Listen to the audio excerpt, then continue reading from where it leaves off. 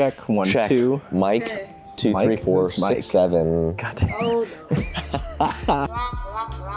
I don't even know what it means. Nobody knows what it means. That's true. That's the point, right? Yeah. Okay. Well, speaking of the point, let's get to the point. All right. My name's David. This is Andrew. I'm Andrew. That's David. That's right. I'm the brains. He's the jazz hands. Jazz hands. And we're here to keep the lawns in order. Today we're going to be talking about what's going on out in the green industry right now, our round 1 applications, our crabgrass control program, and the cost. Yeah, welcome back, everybody. The season is underway and we're starting to see some growth and some green out there. It's looking great. This is kind of a super pivotal point in our season. We're getting all of our photosynthesis started for the year. Nice. Kinda. We're not seeing so much yellow out there anymore. What's going on right now? What are you seeing? Well, we're starting to see a lot of weeds. The ground temperatures have finally hit a point where we're seeing winter annuals really starting to be relevant and be present in the lawns. I know we've found some insect activity, which is a little bit of a surprise to us, which surprises are usually good. It's really awesome. I know it keeps the tree care technicians engaged. They were doing deep root feedings, right? Getting all of that stuff taken care of for our evergreens, what we're doing this time of year. And even for our lawn care technicians. I know we talked a lot about mowing last time, but looking at my backyard, it's about time to mow, which is awesome. My lawn's usually a little bit at the beginning of the season. I am noticing a lot of hairy bittercress starting to pop. That one's super aggressive in our area. You know, we do our best to stay on top of it right as it comes up. That one is specifically tricky just because it reproduces so aggressively. Oh yeah, We're going to get 2, 3 potential generations of this plant just in one spring before it starts to hunker down when the summer heat comes through. But right now, yeah, all those little white flower heads or seed heads are starting to pop up and you can kind of see it all over the place. So that's one that's really been on my mind. I happen to live right by the Cincinnati Nature Center, and driving up the hill past all of that, lesser celandine is coming in. Anything that's facing the sun is already blooming at this point, so that's moving really fast. Yellow and green, huh? Yes, it looks like a Packers game. Nice. Going up to my house. That one's particularly difficult. We are actively treating for it now, so we're on top of it, trying to get as much control as we possibly can. I know that's been kind of an invasive and aggressive plant over the past few years. Everybody's starting to sniff that one out pretty quick. Yeah, and I think one thing that makes it particularly aggressive is just the growth habits of the plant. I actually dug some out of one of our beds here at the shop, and you could start pulling apart these nodules when deer are walking through the woods, because you mentioned kind of going through the woods. That's where it likes it. It's really damp soil, and that's the first place I'm expecting to see it. The next place is anywhere near water, but deer are just tracking that into the lawns like crazy. So you might not really see it one year, and then all of a sudden you've got a few plants, and then the next year you've got a few more. With it being so aggressive and it being underground, a lot of times we do have issues with controlling long term, but we're able to at least get the top growth and kind of keep it at bay. And with those bulbs, I mean, that is just a big old energy store. Yeah. As much of an eyesore as this plant can be, lesser celandine I honestly think is a very cool plant. The way that it grows, it's bulbous, it's almost like a tulip. In that way, it has these energy stores. It's going to use that to reproduce year over year. But it is such an efficient plant at making its own carbohydrates during the short time that we have, because by the time we hit the summer, the heat's going to come through a lot like that bittercress, and it's going to fall away and it'll kind of disappear. Right. You might forget about it for a little while, but that's still under there and it's prepped and ready to go for the next spring. Yeah. And yeah, I don't love it. I don't like to see it in a yard, especially, my own. I have a few starting to leach in off of the street. From a biology perspective, it is a really interesting plant because it is so strong. And I think even just what you pointed out about the fact that it disappears for a good portion of the year once we get temperatures rising. It is crazy because it's almost like one day it's there and then the next day completely gone. I've not really had issues where the grass is then damaged by it. I think the biggest thing is a lot of people, and understandably so, see it as an eyesore. Yeah. Right? And I mean, that's one thing that we want to make sure we're taking care of while we're out there. Just also understanding how impressive the plant is. I know some people have asked for recommendations beyond weed control, or at least a liquid weed control. And I mean, the only other thing you can do is physically remove the plant, right? But that could be a lot of digging depending on how much you're dealing with. Yeah, when we're seeing, those little tubers underneath there, I mean, a single plant can have more than 5, 10 of those just sitting right up underneath the surface of the soil right there. And so you can pull them out in bunches and it almost looks like those little yellow potatoes. Oh, yeah. come up. Those are pretty funny. We've gotten lucky with our soil temperatures rising right now, so we were able to actually effectively start putting down weed controls for everything that we're seeing right now, which are kind of the standard cast of characters at this point in the season. I think we didn't really talk about like chickweed, or I have seen some clover as well. I haven't really seen a whole lot dandelion wise, but I know like that's definitely around the corner. Yes. But then henbit and purple dead nettle are ones that I've really started seeing around my neighborhood. Yeah. Which again, we're dealing with winter annual, so it's a 1 year life cycle for the most part. I mean, some of our other plants might not be annuals, but they are 1 year is their life cycle. So physically, the plant that you are seeing right now is not going to be the same that might come back next year. Right. So taking care of these before they have a chance to go to seed is really important. That's also something that anybody at home, if you're worried about that, just making sure you're taking care of that stuff right now, not letting it become a larger problem. But also on the flip side of that, you don't want to just keep on going in your lawn every single day, spraying these day after day after day, right? Right. One, you got to make sure you're trusting the product, but then two, you also want to try to get as much as you can at one time, just to avoid any over application, Right. Or really stressing out the turf at that point in time. As gentle as some of the products that are available today are, anything that is done wrong can be detrimental. Oh, It yeah, can do absolutely. damage very quickly if you're not reading the label, Yeah. making sure you're understanding what you're putting down and the time frame. There's going to be a specific time frame for each product that goes down.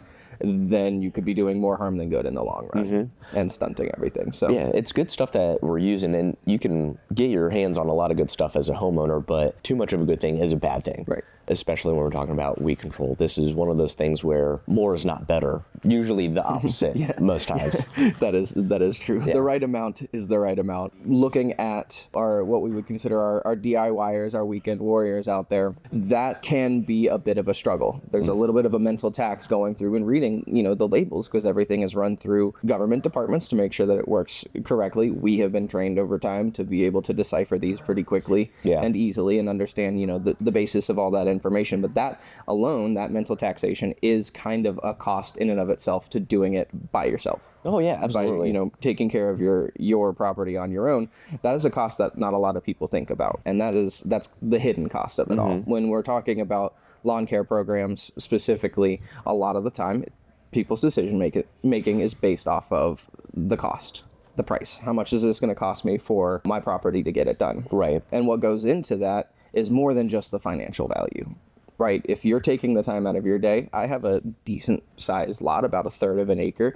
If I was going to a store, buying all of these products separately and doing it myself, that's hours of my time. That is probably the exact same amount of actual money going into those applications. And then I still have to worry about doing it all myself. Oh, and right, making a mess of absolutely. it. So.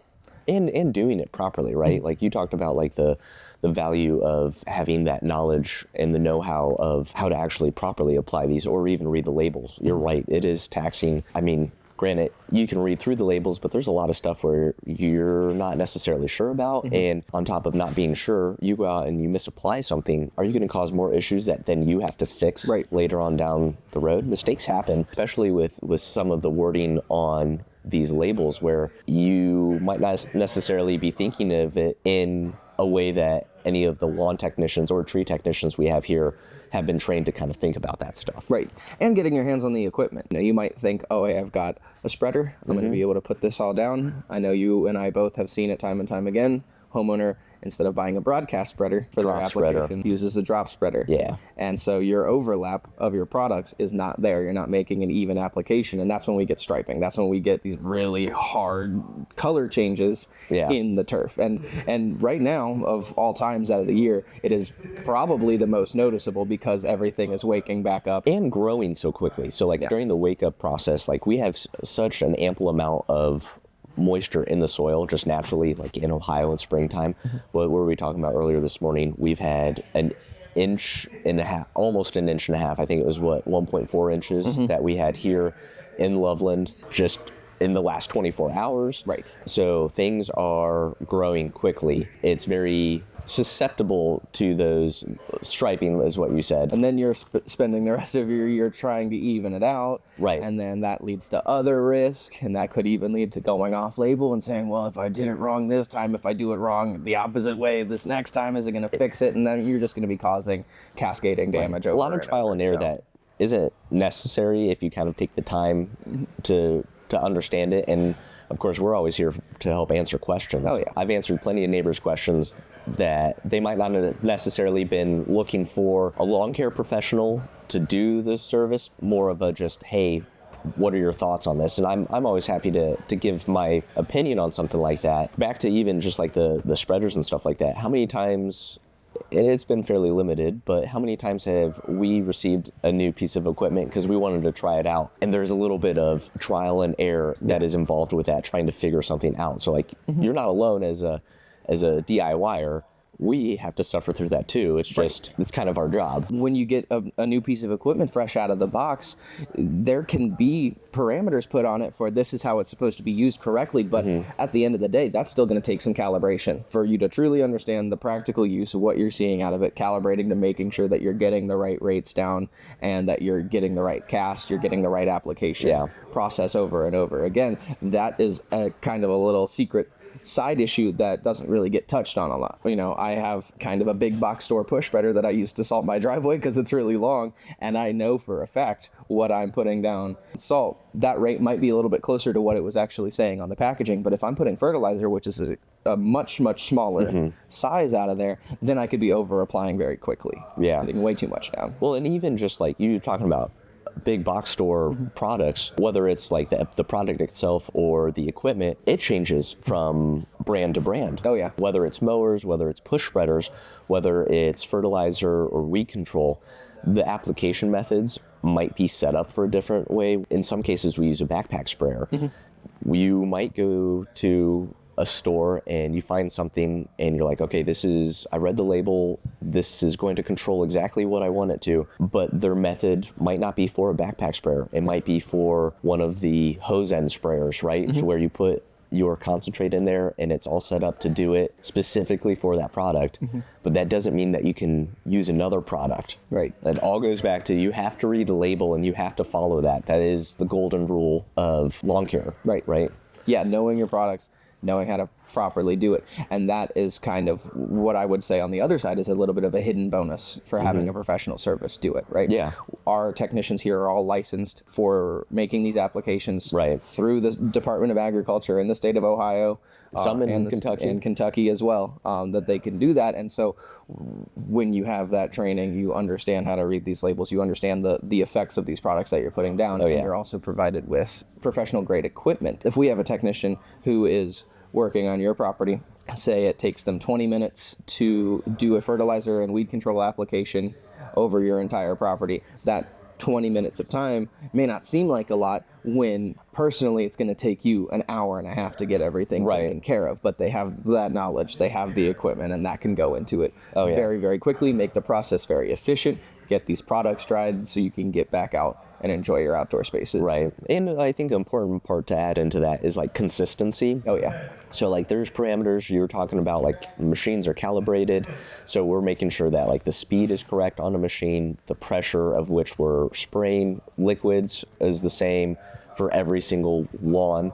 And if there's any issues, we're training people how to acknowledge that, how to adjust that, make those adjustments. There's nothing that's truly set and forget. Right. But that's also part of the process, right? Monitoring these things to make sure that we're doing a complete and quality job. Oh, yeah. To the best of our ability. Yeah, and that's exactly why we're here. Yeah. Right? Very passionate making sure about that's that, happening. We didn't talk a whole lot about pre-emergent. I do kind of want to get into that before we like move on anywhere else. So right now we are doing our first treatment of pre-emergent. So we got out a little bit early in the sense of we weren't able to do liquid weed control, which I think is very important to differentiate the two. Right. So pre-emergent, we want to make sure it sets up in the soil. The liquid weed control, there might be a few outlying weeds that have already started to germinate and they might be there. Obviously right now we are spraying, we're taking care of those, but very beginning of the season, one of our main concerns is looking out for the lawn in the future and trying to protect it, right? I think we can both agree there's one main weed that we're trying to help reduce to the best of our ability. In the Weed Hall of Fame. what is The it? Weed Hall of The Fame. Weed Hall of Everybody Fame? knows what this is, Yes. whether they know what it looks like or not, they know the name. Yes, that's true. So crabgrass. Crabgrass. For those who might have not caught on, but yeah, crabgrass. That is like our main weed that we're trying to make sure we're taking care of. Putting down that pre-emergent barrier, making sure that's set up well before it has a chance to germinate. Keep on going back. It's all about weather. It's all about soil temperatures. I'd have to look into the actual growing degree days as to what is the exact time frame, temperature-wise, that we're looking for crabgrass. But by doing it early, we're able to get ahead of any of the early germinating plants. And then, like I said, we're doing 2 applications, so it's a split application of the pre-emergent. So then we're able to also apply as it's starting to germinate into any of the outlying ones that might be a little bit later. And when we use a pre-emergent, and there is a differentiation between different types of weed controls, our liquid weed controls will be considered a post-emergent. So that means after the plant has grown, it's starting to show that top growth. You can see that plant is then able to process that liquid weed control easier. This pre-emergent, before it emerges, before it germinates, we want to get that down, set that barrier for that crabgrass, so as it comes up, it is being controlled before it even starts to show that breakthrough, because crabgrass can grow in very, very thick clusters, and that is one thing that can actively thin out places of a yard. Obviously, it loves certain conditions. We all know that crabgrass loves it hot. We get heat coming off of driveways, sidewalks, thin areas for sure. Degradation from sun, rain, high traffic, all of those things are going to break down that pre-emergent barrier just a little bit and allow for that crabgrass to come through and shove other things out of the way. Getting that second round of pre-emergent down to kind of refortify that barrier is going to be huge, and just keeping an eye. Every year is different. We're going to have different challenges. Right. I know you were talking about the growing degree days for crabgrass. Around our area, typically we're seeing that initial germination about midway through April. April 15th, April 20th is kind of where we're expecting to see that germinate. But that doesn't mean you're going to be seeing that top growth yet. That top growth is going to take another couple of weeks to really start pushing through the soil. So we want to have that pre-emergent down around that time frame to get on top of that as it's starting to grow its root system underneath, and then do it again for any late bloomers, if you will, to come through. And we keep on going back to like liquid weed control. For us here at Oasis, like our liquid weed controls are the post-emergents, but that's not to say that you can't get some of these products like a pre-emergent in a liquid form. Correct. It's just for how we're set up, it doesn't make sense. So we're, like you said, we're blessed to have access to the quality of products that we have, and one of those is our fertilizer, where we are able to have that with a pre-emergent that is then applied to it in the manufacturing process. So when we apply the fertilizer, you are actually getting that weed controls. And we do have some customers who don't necessarily want the weed control, which, hey, it's your lawn. We totally get it. They might be planning to do some seeding in the springtime. We normally would recommend against that, but again, it's their lawn, and whatever we can do to kind of help their own oasis, if you will, as corny as that is, but help develop their own oasis at their lawns. I mean, that's what we're here to do, ultimately. And that goes back to cost a little bit too. Because that pre-emergent is included in the fertilizer. That is a single round, a single application that we do where it's included directly in there. Doing it yourself, you're not really going to be able to find those blends out there where you can get that fertilizer and that crabgrass pre-emergent at the same effectiveness that we're getting it. You'll see advertisements for weed and feed all over the place. Everybody knows I kind of don't like that term, but here we are. Have those as a bit of an option, but ours is engineered specifically to do that. That is built into our program, so there's not that option of going back and forth. We can do both at the same time, get the turf, the nutrients that it needs to create its own food. That's why I hate the feed portion, but that is what it is. And then get that pre-emergent down there to stop the bad stuff from coming up. And we also take the worry out of the whole, if I apply this alongside this, will there be an issue? Because that's something that you might not be thinking of when you're first starting out. If you don't know if a product can mix well, you might be causing some issues, and sometimes it's as little as it's going to clog up your equipment because it emulsifies and just kind of gels up, gums up the system.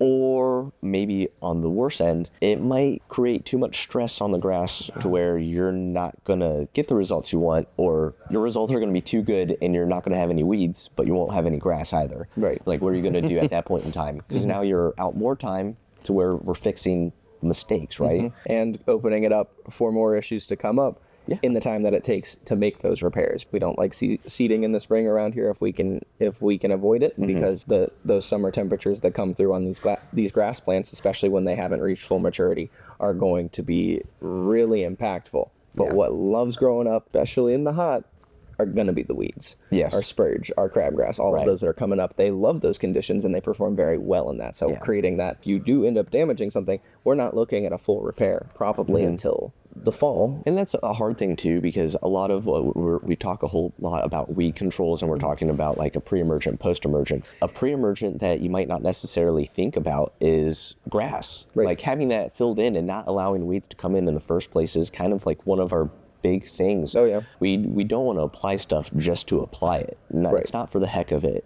There's a purpose for everything that we're doing. So we're targeting weeds as we get to them, and like that's a big thing about how we operate. An additional stress, as like especially when we're talking about grasses, we have to wait for the right time Right. to do this. When we're doing our aeration overseedings, it's a very expensive process. It's worth it in the end if you're following the right steps, but you don't have to worry as much about all the weeds that are coming in. Now, there's always going to be weed pressure. That's just how it is.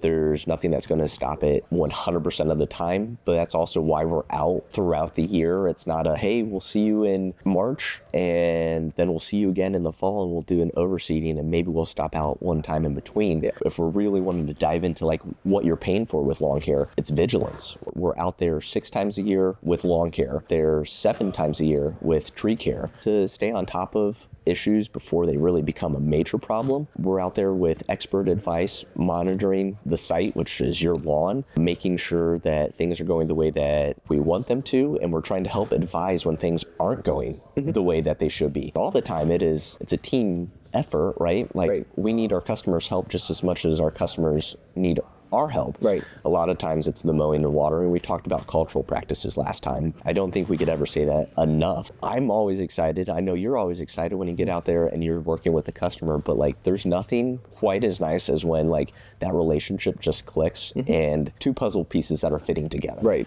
It's a good fit. I think especially talking about like, hey, what is the cost of lawn care? It's all the little things that get put into it. The products that we're applying, that we're able to get. It's the expert advice that you're getting, not even just out on the lawn, but behind us we have a whole sales force, we have a customer experience team. All of that goes into it. Like that is the value that we're wanting to provide. So there's a lot of thought, a lot of time.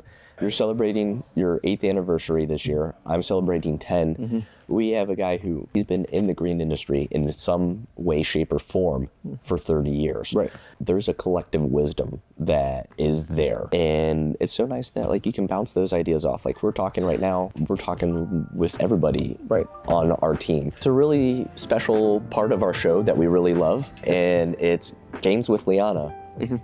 Is that what we're calling it? I guess so. Cool. Sure. I don't know. We could come up with a Right, catchy but name for hey, that. it's the game show portion of our show, the podcast. So it's guess the price. Okay. Okay, The first one, a cordless leaf blower. okay. Price of a cordless leaf blower. Can I ask a clarifying question? It's okay because I already was bugging her with clarifying Okay, questions. cordless meaning like electric, like battery powered, not. Okay. What Okay. is that, So probably I don't even know. I'm gonna go if we're doing Walmart. I'm gonna go on the lower end of that, and I'm gonna say $89. Okay, is this the... That would be awesome. I can't ask questions? What do you mean? Oh my gosh. Is it just the blower or is it the battery? It's the battery too. Okay, Yeah. cool. I'm going with, you said 80? 89 is what I said. I think that's I don't mean low to do end. this to you, but I'm going to go 99. $109 at Walmart. Dang. all right, Is this we were on the Price is right Right rules? cost, The or- game that we're playing today is guess the price of whatever Liana found. I like this. I like this. Rake. What kind of rake? A potato rake? A leaf rake? Leaf rake at Home Depot. Okay, a cheap one, $8.99. A good Ooh. quality one, about $30. Oh, I was going to go 12. Yeah. You're probably right with the 30 on the good quality, but I'm going to stick with my gut. $12. $12. $23. All right. Dang, all right. Red's Garden Gnome. $17.99. I'm gonna go $42.99. I think if it's branded like that, it's gonna be pricey. Oh, you're right. 40. Dang, son. 17.5 engine horsepower riding gas mower. I'm gonna go $12.50. $19.99.95. 1,709. I obviously need to get out more. 100-foot garden hose. That $45.99. I'm going 60. $50. Hey. Dang. I suck at this game. A Jula table tennis table on Amazon. $2.99. $4.99. $750. What the heck? Folks, see, yeah, I got my ping pong table for free. Oddly enough, I got one for $40 in high school, so I knew it wasn't the same price. Jula is a good. Okay, all right, that's pro. Garden gloves. I'm gonna go $8.99 again. Dang it. I'm hoping they have a really good deal, $5.99. I found one for $15. $15? Even at Home Depot. Okay, All right. The Oasis office chairs. Oh, 160. 500. 240. Final offer. So not on sale. They're 1,199. They're 600. Good night. So they're on sale for 600. They're comfy. Medium rock salt, £50. 50 pounds of $7. 50 pounds. I'm gonna go $32. $10. Dang. Yeah. Okay. I was way one. off on that one. 2026 Reds half-season ticket seating, row 1, row F. So you have Seat 1, row F, but it's half the season. half the season. Yeah, half-season. What ticket. section? This is important. Yeah, so it was like at the very front, Okay. row F, so like very front. No, but like we're talking home plate. Yeah. But like, Oh, good lord! Like diamond seeds. yeah, like the nice seats. Yeah. Oh, Half a season, sweet mercy again. 23 grand. I'm gonna go. They're trying to fill them right now. The season's about to start, so they might be running discounts. I'm gonna go. Gosh, $12,000. $12,002. Did you look this up? 25%. Oh, I did not. I was going for the full season. That's why. That's where I was at. Yeah. This Canon camera, EOS R5C. Not with the extra battery. $900. $1,100. $6,093. I can't believe they let us touch that. No, yeah, I won't be from now on. 15-inch and 6-foot tree pruner. I should know this because I was actually looking at one. Wait, so you said a 15 inch? $74. Like on a pulse? Like a. It's probably extends. Okay. I think so. Okay. A telescopic. Ooh, okay. Good lord. What did you say? I said 70, I think. 70? Okay. 55. $40. Dang, that's cheap. I kind of need one of those. I Yeah. found these cute little tree face decorations. They had like 2 eyes and a mouth on Oh, Amazon. nice. What do you think those are? Decorations in what context? Like you put them on the tree. Oh, the Like, face for you a kinda tree. make a Oh, okay. I've seen Granted, those. I don't know if anybody else would call them, but we called them tree beard. Yeah. Like, my grandpa had one growing up. He made it, so his was cheaper. But $18. I was gonna say 15, but I want to back it down to 12. $19. All right. Have you guys Yes. been like Nope. practicing this? I had a lot of. I was homeschooled, David. I watched a lot of The Price is Right. Fair enough. Men's haircut at Great Clips. Just a normal haircut. Those are skyrocketing, I'm sure. $11.99. $22. $20. Good. Man, I am not having a great day. I know Tony has one of these, but a toucan hand puppet on Amazon. Does he have a hand puppet? He does on his desk. Is it a hand puppet? Is it not hand puppet? Is it not? Or is it a driver cover? Ooh, it's a driver head cover. I saw that. It was a Puppet. Okay, so toucan hand puppet. All right, fair enough. $20. $24. Yeah. $23. Hey, there Gosh, you all go. right. Any day ticket at Kings Island. $54. I was gonna say 65. Yeah. $45. Oh, Okay. nice. It's Kings Island, for affordable. them. Nice. Get a Last pass. one, trick question. The Oasis 6 lawn application. Oh, that's a good question. You know what? I do know where you can get the answer. And where's that? You can just call our office and get a free quote.